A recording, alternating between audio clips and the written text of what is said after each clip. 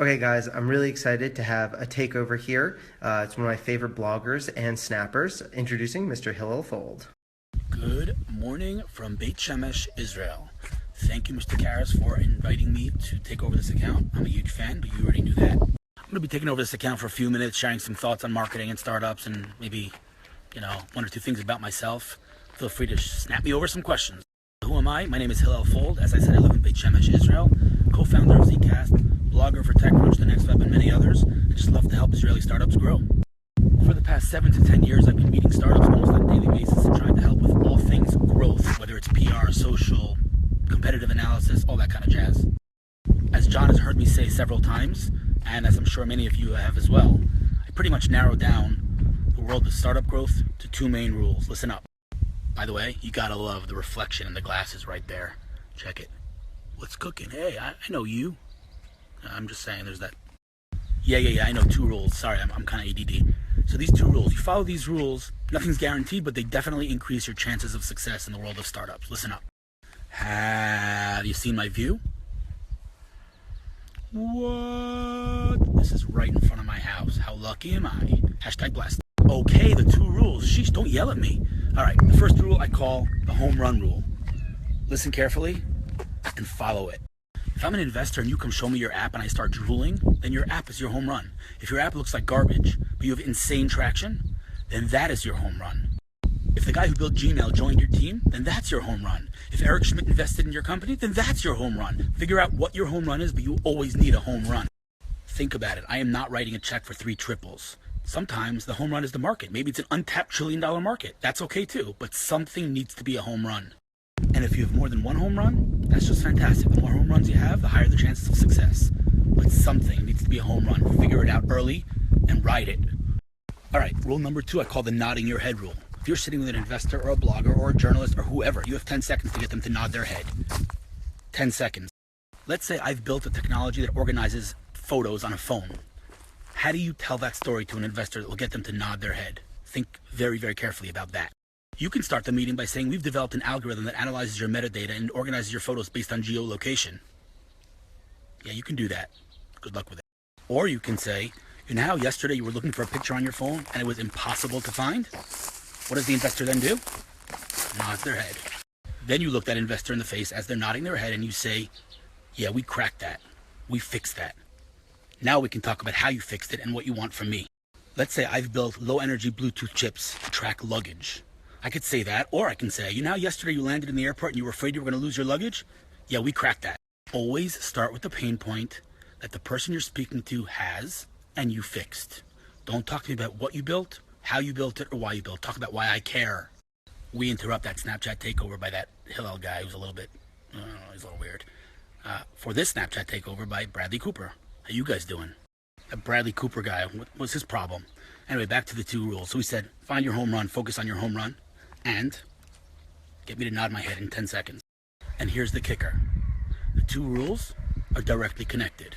Figure out what your home run is and start the meeting with the home run, thereby getting me to nod my head.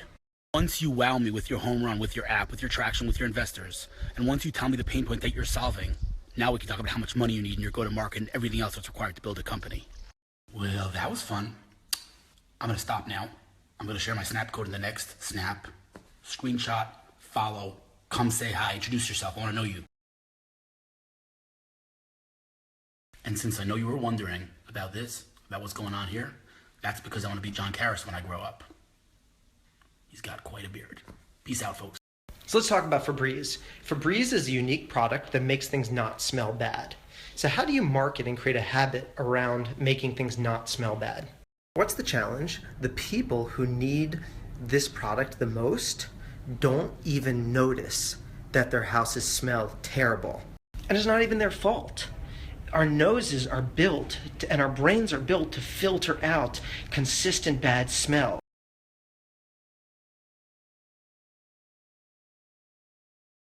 So Febreze manufacturers thought, let's find somebody that has terrible odor problems and we'll use them for market testing.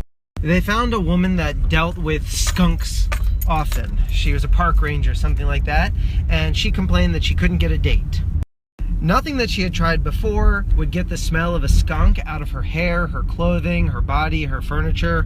And then she tried Febreze and it worked. No more skunk smell. They brought Febreze to market with this call to action, trying to use bad smells as a trigger, and the product completely bombed. Nobody bought it. Febreze didn't succeed in the market because the people that needed it the most didn't get triggers telling them when they should use it. So they went back to the drawing board and did a lot more market research, gave a whole bunch of free Febreze to housewives, and then asked them about their usage sometime later. And they spoke to this one mother who said, yes, I love Febreze, I use it every day. And so they wanted to dig deeper and say, well, what is it that you actually love about it? When do you use it? She explained that she had 3 sons and their bedroom constantly smelled like a locker room. And so when she would go in and tidy it up, after she finished tidying it up, she would spray Febreze. She said that she loved having the room smell as crisp and clean as it looked after she finished cleaning it. It was like a little reward. The Febreze makers thought that Febreze would be a product that people would use in place of cleaning. Whereas that this woman told them that she became addicted to Febreze essentially by having it as a reward after she finished cleaning. So then the marketers went back and they actually had all these videos of people cleaning from their market research. And one thing that they found consistently is that whenever a mother had finished cleaning a room, she would look over the room and she would sigh and smile.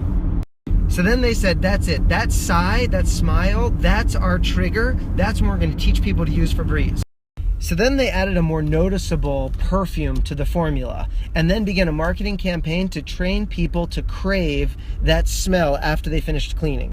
And that perfume was brilliant because nobody craves scentless odor, but people do crave a reward after 30 minutes of cleaning. So the old logo was gets bad smells out of fabrics. And the new logo, which was much more powerful, was Febreze cleans life's smells. They changed the logo, the artwork on the packaging, the positioning in the advertisement, and within a year, they sold $230 million worth of the stuff. Huge success.